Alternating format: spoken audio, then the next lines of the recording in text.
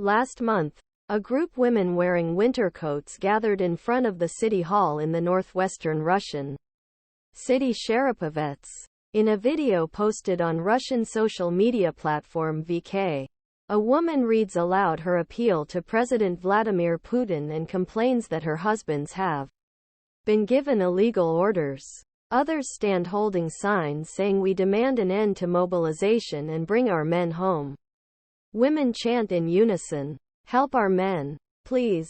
The women's call arose due to the plight of their husbands, who were deployed to fight in Ukraine with the 347th Motorized Infantry Regiment, where Dmitry Yashnikov served until he was seriously injured nearly 3 months ago during Russian mobilization in September 2022.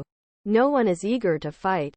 Everybody wants to go home," the 41-year-old actor said in an interview with RFERL's North Realities.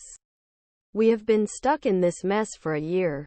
Everyone is tired and wants to return to a peaceful life.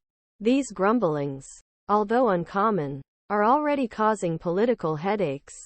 This reflects a problematic environment that Russian leaders are trying to resolve. The Russian military has a manpower problem in Ukraine. Putin's mobilization order 15 months ago sent tens of thousands of men to the front lines to reverse Russia's struggling occupation. But bloodshed continues. And the longer it goes on, more men are needed. And more men are needed, the greater likelihood of a second mobilization. The Kremlin wants to avoid this situation 4 months before the presidential election, in which Putin is expected to participate again. The Kremlin is still trying to buy blood rather than mobilize, said Pavel Luzin, a Russian military expert and scholar at Tufts University's Fletcher School of Law and Diplomacy.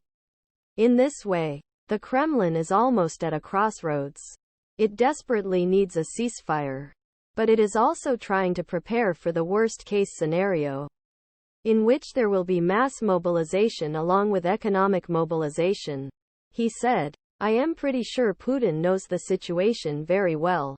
And the situation is alarming as far as manpower is concerned in Ukraine. It is clear from their actions that the Kremlin preferred to offer large sums of money to volunteers, raid the Russian prison system, restaurants or other gatherings for manpower, rather than a new round of mobilization," Dara Massicot said. He researches the Russian military at the Carnegie Endowment for International Peace. The bloodshed for both Russia and Ukraine continues relentlessly. According to British officials, Russian casualties killed and wounded since February 2022 are estimated at around 302,000. Ukrainian casualties as of this summer are estimated at around 180,000, according to unnamed U.S. officials.